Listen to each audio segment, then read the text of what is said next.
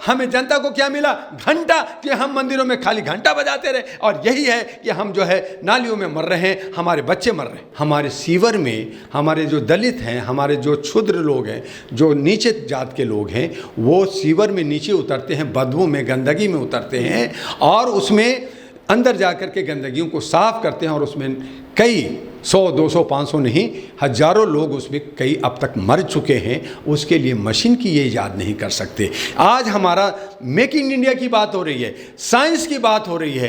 क्या हमारा भारत जो है सफाई की मशीन, हमारी खेती करने की मशीन जो विदेशों में खेती मशीनों से होती है, हमारे मशीन नहीं बन सकती? क्या हमारे के यहाँ जो साइंटिस्ट, अगर हम चंद्रयान 3 पे जा सकते हैं, इसरो का इतना बड़ा ये है, हमारे अब्दुल कलाम आज़ाद जैसे साइंटिस्ट दिया जो देश का एक दशा दिशा दिया, क्या हमारे के यहाँ ये नहीं हो सकता? ये नहीं हो रहा है। वो इसका वजह यह है कि जो सत्ता में बैठे हैं वो जो है पाखंड की राजनीति कर रहे हैं, वो मंदिर मस्जिद और हिंदू मुस्लिम की राजनीति कर रहे हैं। वो जो है दलित और क्षुद्र आगे बढ़ जाए, पढ़ लिख ले, ये नहीं चाहते। इसलिए अगर कोई पढ़ भी लिया और वो अपना राइट्स मांगता है तो कहता तुम पकौड़ा बेचो। तुम क्या करोगे? तो उनको पकोड़ा बेचने के लिए कह दिया जाता है।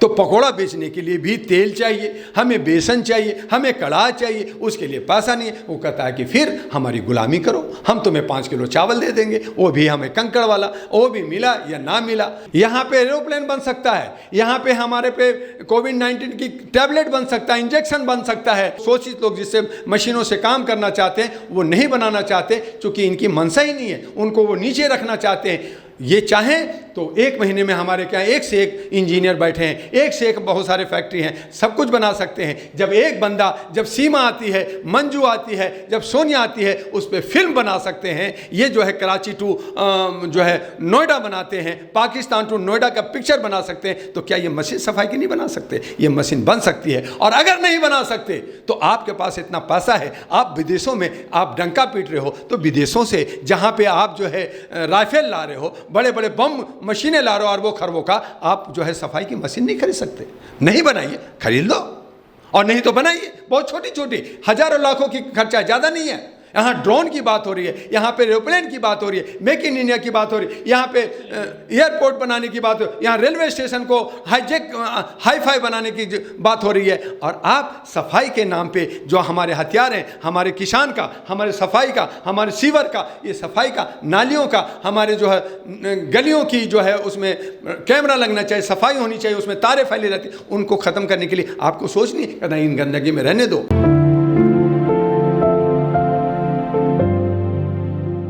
सर, मोदी सरकार ने चंद्रमा पर चंद्रयान 3 मशीन भेज दी है, वहाँ से फुटेज आ रहे हैं, वहाँ जांच की जा रही है, नई नई खोज की जा रही है। लेकिन बहुजन लोग, दलित लोग ये कह रहे हैं, जो एक्टिविस्ट हैं, कि मोदी सरकार ने चंद्रयान भेज दिया है, बढ़िया बात है, लेकिन एक मशीन ऐसी बननी चाहिए जो सीवर में उतरे, जिससे कि दलितों की मौत ना हो। वहाँ पर सीवर में उतरने वाली मशीन क्यों नहीं बना रही है मोदी सरकार? जर्नलिस्ट महोदय, हमारे देश के प्रधानमंत्री बड़े योग्य व्यक्ति हैं, बड़े जो है दूरदर्शी हैं, और उन्होंने स्वच्छता अभियान आंदोलन भारत के अंदर चलाया। उन्होंने एक बार झाड़ू हाथ में पकड़ करके और आर्टिफिशियल तरीके से वो फ़ोटो खिंचवा करके दिखाया कि भारत में स्वस्थ भारत होना चाहिए, साफ़ सुथरा होना चाहिए।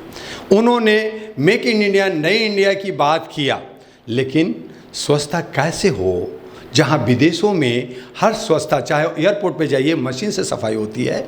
जब आपसे कहा गया कि हमें रोजगार की 5 करोड़, तो नहीं दिया। उन्होंने कहा कि हम आपके जो है चप्पल वाले को एरोप्लेन में घुमाएं, किसको घुमाएं? उन्होंने कहा ब्लैक मनी ला करके सबको दूंगा, 15-15 लाख रुपए अकाउंट में दूंगा। वो कहा जी जुमला था। तो इस तरह से वो चाहते हैं, ये हैं कि जो बहुसंख्यक हैं 140 करोड़ से अगर मान लीजिए 100 करोड़ भी हैं, तो कहते हैं वो कीड़े मकोड़ों की तरह जिए या मरे, हमें उसे लेना देना नहीं। और यही वजह है कि जब किसान ने अपने आंदोलन किया, किसान ने दुनिया भर के अपने घरों से खाना पानी ला करके जब आंदोलन किया, तो वहाँ पे 900 किसान मरा और इनके कान पे जू नहीं रहेगा। यहाँ पे मणिपुर में जब आंदोलन हुआ, जब वहाँ पे औरतों को नंगा किया गया, बलात्कार किया गया, प्राइवेट पार्ट छोड़ा गया, तो इन्होंने एक शब्द नहीं कहा। आपने आपका हरियाणा में भी आग लगी, वो तो वहाँ के जाटों ने संभाल लिया। अगर वो जाट नहीं संभलता तो ना जाने क्या कुछ हो जाता। आपने धर्म कर्म के नाम पे आप ये कर रहे हो। अब एक जो है वहाँ पे मंडल का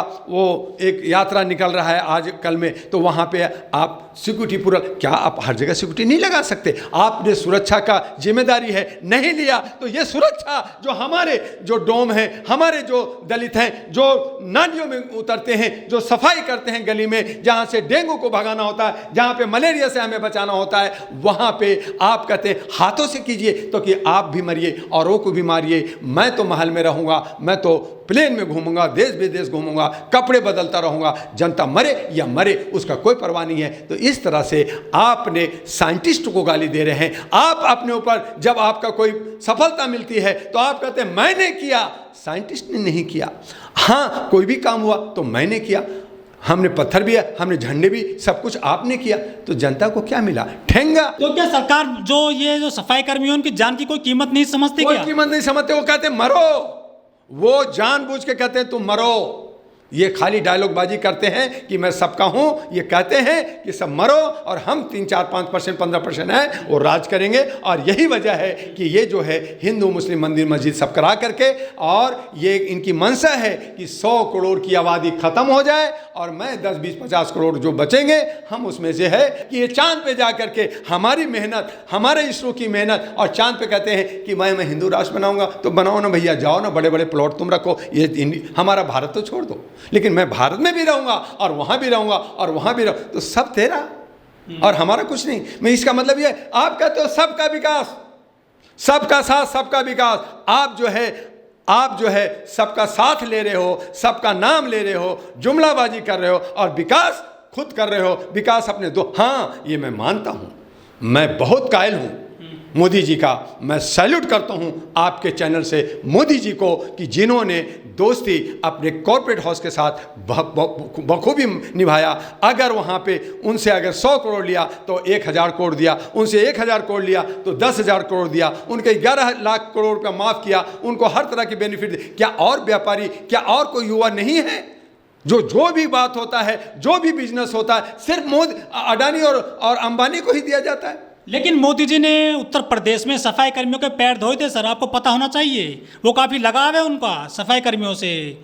ये उन्हीं के लोग होते हैं, पराजित लोग होते हैं। ये 5 स्टार होटल से खाना ले जा करके रख करके खाने का ये फोटोग्राफी होती है, ये फ़ोटो खींचे जाते हैं। रील और रियल में बहुत फ़र्क होता है। अगर फिल्म इंडस्ट्री से, मैं फिल्म इंडस्ट्री का एक डायरेक्टर भी हूँ, प्रोड्यूसर भी हूँ, मैं हूँ डॉक्टर दुआ, तो मुझे मालूम है कि रील और रियल में क्या फ़र्क होता है जब उनको पहनाया जाता है। मोदी जी ने यह भी कहा था कि मेरी माँ ने बर्तन साफ करें दूसरों घर में जा करके, वो तो काफ़ी गरीब परिवार से रहे हैं। उनकी माँ आज इस दुनिया में नहीं है, वो पुण्य आत्मा हो, उनको स्वर्ग मिले। मैं ये कामना करूँगा किसी की भी माँ हो, चाहे उनकी हो, जो भी हो, लेकिन माँ पे राजनीति करना, अगर उनकी माँ बर्तन धोई तो आप देश को धो धो लोगे क्या? आप देश को बेच दोगे क्या? देश की सेवा करना क्या आपका फर्ज नहीं बनता? क्या आपको कल मरना नहीं है? माँ जहाँ गई हैं वहाँ आप नहीं जाना चाहते? आप अपने भाइयों को जो 100, 200, 500 करोड़ का जो मालिक बना हुआ सब कंपनियों का, किसको बताओगे? आपने कहा चाय बेचा, किस स्टेशन पे बेचा, कहाँ बेचा? चलो आपने बेचा, तो क्या आप देश बेच दोगे? आप चाय बनाना सीखो। आपने बनाना नहीं सीखा, अगर बनाना सीखा होते तो आपने परिवार को संभालते, अपनी बीवी को संभालते, आप समाज को संभालते और देश को संभालते। आप तो रहे हैं, वो क्या बना रहे? देश को बेच रहे हैं, देश को बेच दिया। बनाया क्या? बनाना होता है, संवारना होता है, हर एक जनता अमन और शांति के साथ जी सके।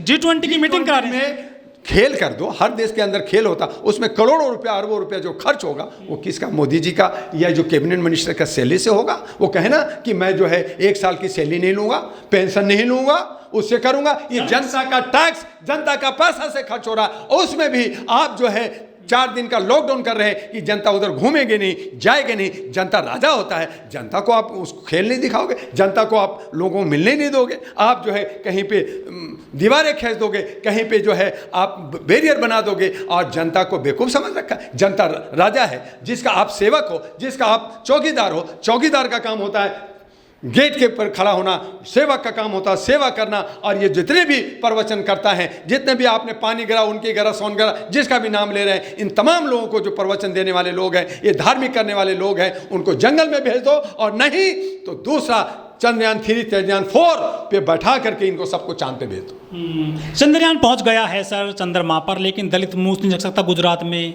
वो पानी नहीं पी सकता घड़े से राजस्थान में, बच्चे मारे जा रहे हैं। ये कैसा देखते हैं आप जो विकास हो रहा है भारत सरकार का? ये हमारे दलित, ओबीसी, एससी, एसटी की कमी है।